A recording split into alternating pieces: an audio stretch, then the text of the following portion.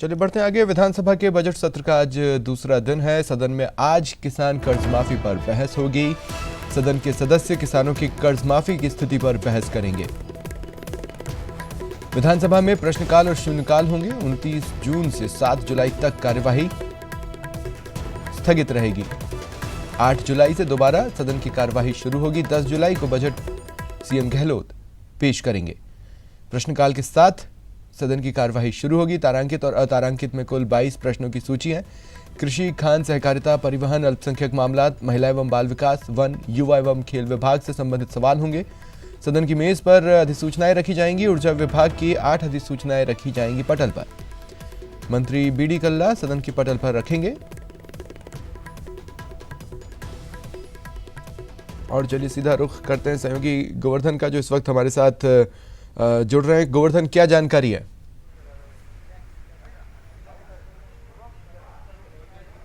बिल्कुल, देखिए आज प्रश्नकाल के साथ 11 बजे से विधानसभा की कार्रवाई शुरू होगी। शून्यकाल होगा और शून्यकाल के बाद जो सबसे बड़ा मुद्दा है वो किसान कर्ज माफी का है। बीजेपी किसान कर्ज माफी और किसान आत्महत्याओं के मुद्दे पर कांग्रेस सरकार को घेरने की पूरी प्लानिंग के साथ में आई हुई है और जो पिछले 2 दिनों से किसान आत्महत्याओं का सिलसिला है वो लगातार जारी है और उन किसान आत्महत्याओं का मुद्दा आज सदन में प्रमुख तौर से गूंजेगा। जो सबसे बड़ी बात है कि ज्यादातर जो विधायक है बीजेपी के, वो किसान कर्ज माफी को लेकर सरकार को घेरने की पूरी तैयारी के साथ आए हैं। आप देख सकते हैं एक विधायक है वो पूरी बैनर के साथ किसान की जो कर्ज माफी की मांग है उसके बैनर के साथ में यहाँ पर आए हैं। कल माकपा विधायक बलवान पूनिया आए थे और आज बीजेपी विधायक धर्मेंद्र मोची हैं, वो इस वेशभूषा में आए हैं। हमारे साथ धर्मेंद्र मोची जुड़ चुके हैं। धर्मेंद्र जी, ये इस तरह का एक बैनर पहन करके आप आए हैं, क्या मैसेज देना चाहते हैं? सर, 5 फरवरी 2019 को माननीय शांति धारीवाल जी की अध्यक्षता में कमेटी बनी थी। उन्होंने घोषणा की थी कि हम कर्ज जो काश्तकार आत्महत्या करेगा उसको हम पूर्ण कर्जा माफ करेंगे। उनकी घोषणा के बाद में जो मेरे पास 3 प्रकरण है, बिरजलाल जो किकरालिया गांव के रहने वाला है और राधेश्याम जो न्योल के रहने वाला है और सुरजाराम जो किकरालिया का है और बिरदाल पीलीबांग गांव का, तीनों मतलब काश्तकारों ने आत्महत्या की थी। सुसाइड नोट भी छोड़ा था।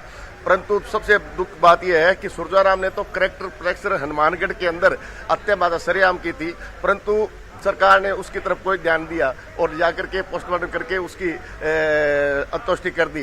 परंतु दुख इस बात का है कि आज तक उस परिवार की कोई सुध नहीं ली है। प्रमुख डिमांड्स क्या है, मांगे क्या है? अभी ये है कि जो सरकार ने घोषणा की थी कि संपूर्ण कर्जा माफ करो, सरकार किसानों का संपूर्ण कर्जा माफ करे ताकि किसानों को राहत मिल सके, आत्महत्या रुक सके।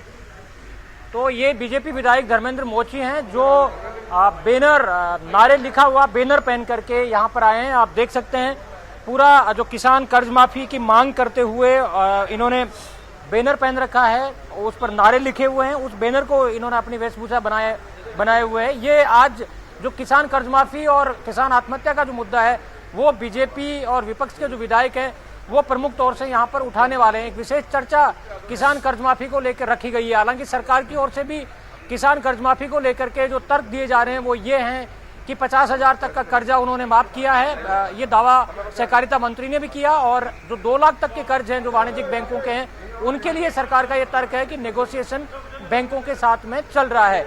लेकिन आज सदन के भीतर ये मुद्दा प्रमुख रूप से गूंजेगा और सरकार और पक्ष विपक्ष इनके बीच में इस मुद्दे पर तीखी नोकझोंक देखने को मिलेगी, इसमें कोई दो राय नहीं है। जी अच्छा गोवर्धन, इस बीच अभी भी देखिए स्थिति तो वही बनी हुई है कि पत्रकारिता पर पाबंदी है ना। हालांकि सपोर्ट में सरकार की तरफ से भी वॉइसेस आ रही हैं, विपक्ष की तरफ से भी वॉइसेस आ रही हैं, लेकिन उसे लेकर किसी तरह की कोई स्थिति आगे क्लियर नहीं हो रही है।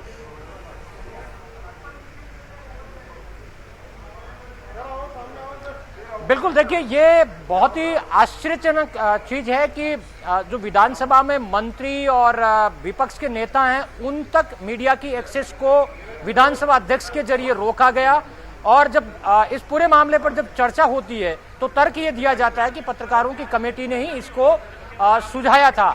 अब ये बात समझ से परे है कि पत्रकारों को सूचना संकलन के लिए सबके पास जब जाना पड़ता है तो कमेटी क्यों अपने ऊपर इस तरह के जो प्रतिबंध है वो इम्पोज करेगी। अब इसके अलावा जो ज्यादातर जो विपक्ष के नेता हैं वो दबे सुर में इसका विरोध कर रहे हैं, खुल करके वो भी सामने नहीं आ रहे हैं। सत्ता पक्ष के भीतर भी विधानसभा अध्यक्ष की इस सेंसरशिप नुमा जो आदेश हैं उसको लेकर के विरोध के सुर मुखर हो रहे हैं। ज्यादातर जो मंत्री हैं, अभी थोड़ी देर पहले हमने प्रताप सिंह खाचरियावास जो परिवहन मंत्री हैं उनसे बात की, उनका ये कहना था कि मीडिया पर इस तरह की सेंसरशिप लगाना गलत है। मंत्री खुद चाहते हैं कि उनके चैम्बर तक विधानसभा में मीडिया आए ताकि जो सूचनाओं का आदान प्रदान है वो सुचारू तरीके से हो सके। तो ये तमाम मुद्दे हैं जिनको लेकर के विधानसभा में गर्मागर्मी रहने वाली है। हालांकि जो मीडिया पर सेंसरशिप लगाई है, जो प्रवेश पर केवल मीडिया गैलरी और प्रेस रूम इन 2 तक सीमित कर दिया गया है, उसका अभी तक समाधान कोई निकल नहीं पाया है। अब देखना होगा कि विधानसभा अध्यक्ष और जो बाकी नेता हैं वो कितना इस मुद्दे को सुलझाने के लिए आगे बढ़ते हैं, लेकिन फिलहाल जो डेडलॉक है वो बना हुआ है। जी चलिए, शुक्रिया तमाम जानकारी के लिए।